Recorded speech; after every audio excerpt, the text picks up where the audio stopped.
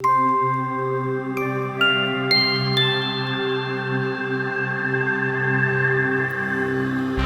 காலத்துல கிரம்பலோன்னு ஒரு நல்ல ராஜா இருந்தாரு. கிரம்பலோ ஒரு வேடிக்கையான மனிதர் கிடையாது, உண்மைதான். அவரு ராஜ்யத்துல மக்கள் ஆரோக்கியமா இருந்தாங்க. ஆனா அவங்க சந்தோஷமாவே இல்ல.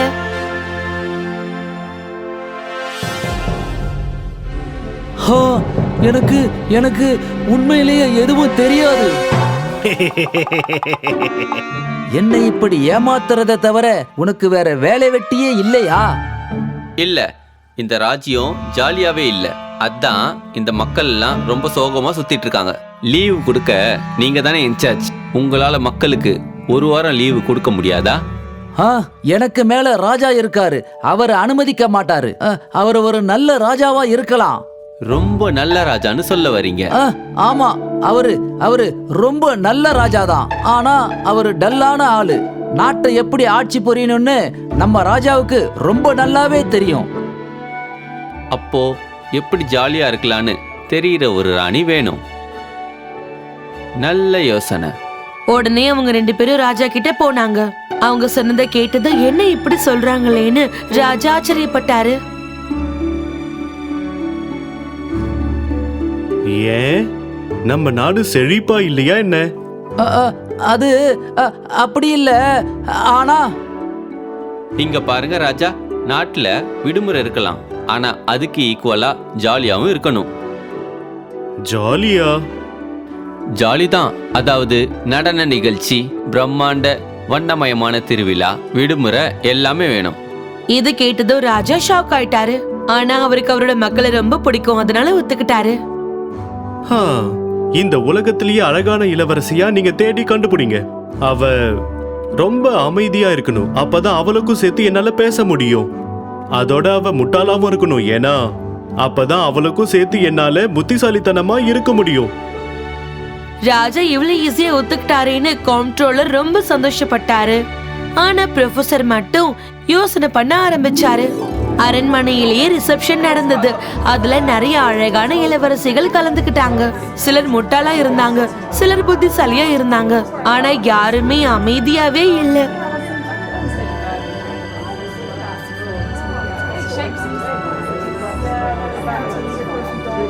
இவ்வளவு நிறைய இளவரசிகளை பார்த்ததும் ராஜா சீக்கிரம் டயர்ட் ஆயிட்டாரு. ஏன்னா அவங்களை அமைதியாக்க முயற்சி பண்ணாரு. ஆனா சீக்கிரமே எல்லாரும் கிளம்பிட்டாங்க. நல்ல வேலை, எல்லாரும் கிளம்பிட்டாங்க. ரொம்ப டயர்டா இருந்த ராஜா கிரம்பலோ திடீர்னு இவங்க 2 பேரும் ஒன்னா நின்னு பேசிக்கிட்டு இருந்ததை பார்த்தாரு. நீங்க 2 பேரும் அங்க நின்னு அமைதியா என்ன பேசிக்கிட்டு இருக்கீங்க? அது நாங்க அது சும்மா. ஒருத்தங்க இருக்காங்க, அவங்க உங்களுக்கு ரொம்ப பொருத்தமா இருப்பாங்க. ஆனா அதுல ஒரு ப்ராப்ளம் இருக்கு. எந்த ப்ராப்ளமா இருந்தாலும் என்னால சால்வ் பண்ண முடியும். முதல்ல என்ன ப்ராப்ளம்னு சொல்லுங்க. அது மகாராஜா, விஷயம் என்னன்னா ஒரு இளவரசி மட்டும் தலைமறைவாயிட்டாங்க. நீங்க ஒரு ராணியை தேடுறதா கேள்விப்பட்டாங்க. அதுக்கப்புறம் அவங்க உங்க பேரை கேட்டதும் இங்க இருந்து ஓடி போயிட்டாங்க. அவங்களுக்கு அது பிடிக்கவே இல்லை. விடுமுறைத்துறை மந்திரி பயந்து போயிட்டாரு. ஆனா ராஜா பயங்கரமா சிரிச்சாரு. அப்படின்னா அவளுக்கு என்ன பத்தி தெரியாதுன்னு அர்த்தம். அவளை கண்டுபிடிக்கிற வரைக்கும் நான் இங்க திரும்பி வரமாட்டேன். உடனே அந்த ராஜா இளவரசியை தேடி கொஞ்சம் கூட டயர்ட் ஆகாம பல மாதங்கள் அலைஞ்சுக்கிட்டே இருந்தாரு.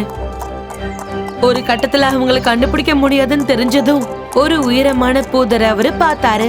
அது ஃபுல்லா இனிமையான நறுமணங்கள் கொண்ட ரோஜாவா இருந்தது. இவ்வளவு அழகான புதருக்கு பின்னாடி நிச்சயம் ஒரு அழகான விஷயம் இருக்கணும். உடனே ரொம்ப ஆர்வத்தோடு அந்த இடத்தை நோக்கி நகர்ந்தாரு. கொஞ்ச நேரத்துல அழகான கொடி மலர்கள் சொத்தப்பட்ட ஒரு வாசலுக்கு அவரு வந்தாரு. அதுக்குள்ள போனது ஒரு அழகான சின்ன குடிசையை அவரு பார்த்தாரு. இங்க யாரு தங்கி இருப்பாங்க? ஓ, ஹலோ, நீ யாரு? நீ என் தோட்டத்துல என்ன பண்ற? நான் ஒரு ராஜா, அதோட இங்க யாரு இருக்காங்கன்னு தெரிஞ்சுக்கலான்னு வந்தேன். ஓ, நான் தான் இங்க வசிக்கிறேன். என்ன உளறிட்டு இருக்க? உன்னால நிச்சயமா அந்த சின்ன வீட்டுக்குள்ள இருக்கவே முடியாது. உங்களுக்கு அதுக்கான பதில் தெரியணும்னா இன்னும் கொஞ்சம் தெளிவா கேள்வி கேட்டுக்கணும்ல. சரி, இந்த வீடு யாருக்கு சொந்தம்னு நீ தயவு செஞ்சு சொல்லு. மாட்டேன், என்னால முடியாது. ஏன்னா இது யாருக்குமே சொந்தம் இல்ல. இங்க ஏதாவது இளவரசி வசிக்கிறாங்களா? எந்த இளவரசி இங்க வசிக்கல. நீ உண்மையிலேயே நிறைய கேள்வி கேக்குற. ராஜா கிரம்பலோக்கு ரொம்ப கோவம் வந்தது. ஆனா திடீர்னு அந்த வீட்டுக்கு பக்கத்துல ஒரு அழகான பெண்மணி அவரை பார்த்தாரு. அது யாரு? நான் கொஞ்சம் அவங்க கிட்ட பேசணும். அவங்க பேரு லேடி விம்சிகல். நீங்க அவங்க கிட்ட என்ன வேணாலும் பேசலாம், ஆனா அவங்க பதில் சொல்ல மாட்டாங்க. அமைதியான அழகி, நிச்சயமா அவதான் இது. ராஜா கிரம்பலோ அவளை சந்திக்க விரும்புறாருன்னு நீ போய் அவகிட்ட சொல்லு. கிரம்பலோவா? என்ன பேர் இது? இந்த மாதிரி ஒரு கோமாளித்தனமான பேர் இருக்கிற ஆளோட அவங்க கண்டிப்பா பேச மாட்டாங்க. ராஜாவை வெறுப்பேத்திட்டு அங்க இருந்து அந்த டிராகன் கிளம்பி போயிடுச்சு. கொஞ்ச நேரம் கழிச்சு அது திரும்பி வந்தது. லேடி விம்சிகல், ஆச்சரியமா நீங்க சந்திக்க சம்மதிச்சிட்டாங்க. அதுவும் ஒரே ஒரு நிமிஷம் தான், அதுவும் சூரிய உதயத்துக்கு பிறகு. சரி, குட் பை, நாளைக்கு காலையில பார்க்கலாம். ராஜாவுக்கு உண்மையிலேயே ரொம்ப ஆச்சரியம். ஆனா இந்த வாய்ப்புக்காக தானே அவர் இத்தனை மாதங்களா தேடிக்கிட்டு இருந்தாரு. சரி சரி, நாளைக்கு காலையில நிச்சயமா அவ இங்க இருப்பாள்ல. நீ உண்மையாவே நிறைய கேள்விகளை கேக்குற. எஸ் எஸ், நாளைக்கு கண்டிப்பா இங்க இருப்பாங்க. உடனே ராஜா கிரம்பலோ கிளம்பிட்டாரு. அந்த கார்டனுக்கு வெளியவே படுத்து தூங்கினாரு. மறுநாள் காலையில அந்த அழகான சின்ன வீட்டுக்கு ராஜா போனாரு. அங்க லேடி விம்சிகல் வந்தாங்க. அவங்க அவரை பார்த்து கொஞ்சமா சிரிச்சாங்க. லேடி விம்சிகல், உங்களை சந்திக்க தான் நான் பல மாதங்களா பயணிச்சிட்டு இருந்தேன். கொஞ்சம் காத்திருந்தாரு. ஆனா லேடி விம்சிகல் மறுபடியும் சிரிச்சாங்க. உன்னுடைய கண்ணு ரொம்ப அழகா மின்னிக்கிட்டு இருக்கு. மறுபடியும் லேடி விம்சிகல் சிரிக்க மட்டும் செஞ்சாங்க. ஆனா இந்த முறை சிரிப்பை அடக்க அவங்க ரொம்ப போராடின மாதிரி தெரிஞ்சது. ஆ, நீ உண்மையிலேயே ரொம்ப அழகான பெண்மணி தான். அதோட நான் ஆனா லேடி விம்சிகல் இதுக்கு மேலயும் அடக்க முடியாம பயங்கரமா சிரிச்சிட்டாங்க.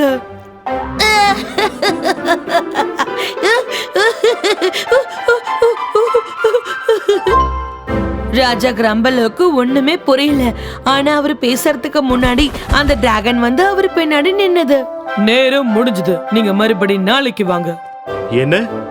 ஆனா அந்த லேடி விம்சிகல் வீட்டுக்குள்ள ஓடி போயிட்டாங்க. உடனே பாவம் ஏமாற்றத்தோட ராஜா கிரம்பலோ திரும்பி நடந்து போயிட்டாரு. இரவு நேரம் முடிஞ்சு ஒரு அழகான புதிய விடியல் ஆரம்பிச்சது. மறுபடியும் ராஜா கிரம்பலோ லேடி விம்சிகல்ல சந்திக்கணுங்கிறதுக்காக வந்தாரு. லேடி விம்சிகல், நீ எவ்வளவு அட்டகாசமான மௌனத்தோட இருக்குன்னு யாராவது சொல்லியிருக்காங்களா? அது எனக்கு தெரிஞ்சு உன்னை விட யாராலையும் அமைதியா இருக்கவே முடியாது. அது மௌனத்தை விட ஒரு அமைதியான சத்தம் இந்த உலகத்துல வேற எதுவுமே இருக்க முடியாது.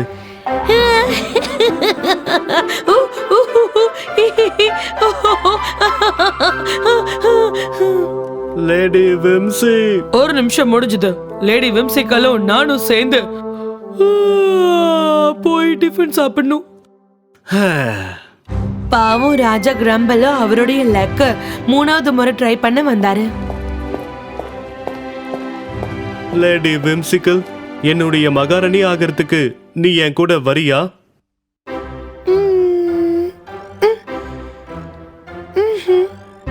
என்ன? எதுக்கு? லேடி விம்சிகல் எதுவும் பேசாம அவங்களுடைய தோலை தூக்கி சிரிச்சாங்க. நீ எதுக்கு என் ராணி ஆக மாட்டேன்னு தயவு செஞ்சு சொல்லு. மறுபடியும் லேடி விம்சிகல் பயங்கரமா சிரிக்க ஆரம்பிச்சாங்க. அதுக்கப்புறம் உள்ள போயிட்டாங்க. நான் என்ன பண்றது? நான் என்ன சொன்னாலும் அவ சிரிச்சுக்கிட்டே தான் இருக்காளே. ராஜாவும் புலம்பிக்கிட்டே திரும்பி போயிட்டாரு. ராத்திரி வரைக்கும் புலம்பிக்கிட்டே இருந்த அவரு அப்படியே படுத்து தூங்கிட்டாரு. மறுநாள் காலையில அவரு போய் அந்த லேடிய கூப்பிட்டாரு. Lady whimsical, lady whimsical. அட, எதுக்குப்பா இப்படி கத்துற? லேடி விம்சிகல் வெளியே வரவே மாட்டாங்க. ஏன்னா நீ தொண தொணன்னு பேசுறது அவங்களுக்கு பிடிக்கவே இல்லை. என்ன? அவ அப்படியா சொன்னா? லேடி விம்சிக்கல் எப்பவும் எதையும் சொல்ல மாட்டாங்க, ஆனா முகத்துல காட்டினாங்க. ஆ, இல்ல இல்ல இல்ல இல்ல, நான் அவளை பார்த்தே ஆகணும். ஆஹா, நான் ஏன் இவ்வளவு சில்லியா நடந்துக்கிட்டேன்? கண்டிப்பா நீ செல்லியா தான் நடந்துகிட்ட. சும்மா அவங்கள பார்த்தா போதும்னு நினைச்சா நீ எதுக்காக அவங்க கிட்ட பேசணும்? ஏன்னா நான் இங்க வந்ததே அவகிட்ட பேசுறதுக்காக தான். அப்படின்னா எதுக்காக நீ உன் மனசை அவ்வளவு சுலபமா மாத்திக்கிட்ட? நீ உண்மையிலேயே ரொம்ப செல்லி தான். ஆமா ஆமா, நான் ஒரு சில்லியான ராஜா தான். லேடி விம்சிக்கல், நீ திரும்ப வந்துட்டியா? மறுபடியும் பாரு, அவங்க இங்க இருந்து போகவே இல்லை. இங்க பாருங்க ராஜா கிராம்பெல்லோ, நீங்க நல்ல பாடம் கத்துக்கிட்டீங்கன்னு சந்தோஷமா இருக்கு. ஒருத்தரோட நீங்க பேசணும்னு நினைக்கும் போது அமைதியான ராணிய வச்சுக்கிட்டு நீங்க என்ன பண்ணுவீங்க? நிஜமாவே எந்த பிரயோஜனமும் இல்ல. ஒரு ராஜ்யத்தை நடத்த உதவி செய்யறதுக்கு ஒரு முட்டாள் ராணியால என்ன செய்ய முடியும்? சுத்தமாவே யூஸ்லெஸ் தான். சரி சரி, எனக்கு புரியுது. ஆனா லேடி விம்சிக்கல், உன்னால பேச முடியுது. கண்டிப்பா என்னால முடியும். இது வரைக்கும் நான் பேசாம இருந்ததுக்கு காரணம் என்னோட திட்டம் தான். நான் உங்களை காயப்படுத்தலன்னு நினைக்கிறேன். ஆனா ராஜாக்கு இந்த திட்டம் பிடிச்சு போன மாதிரி பயங்கரமா சிரிச்சாரு. அவருடைய ராஜ்யத்துல கேளிக்கை எவ்வளவு முக்கியங்கிறத அவரு புரிஞ்சுக்கிட்டாரு. தயவு செஞ்சு நீ என் கூட என்னுடைய ராஜ்யத்துக்கு வரியா? எனக்கு ஒரு புத்திசாலி ராணி வேணும். நான் மனசுல நினைக்கிறத சொல்லணும். இதை தவிர நான் மத்தது கேட்டது உண்மையிலேயே தப்புதான். நீ என்ன நினைக்கிற டிராகன்? இவர் நிஜமாவே வருத்தப்படுறாரா? பார்த்தா அப்படிதான் தெரியுது.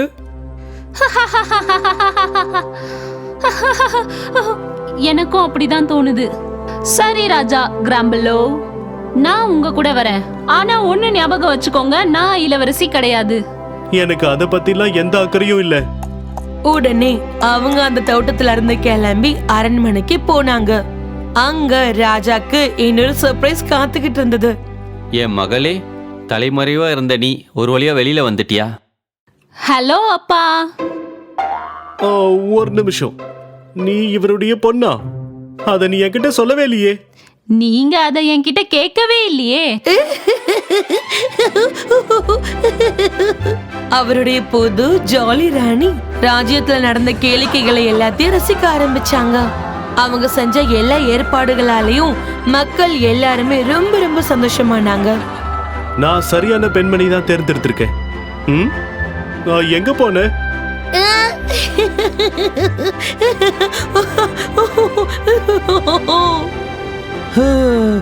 அப்பா மாதிரியே பொண்ணு.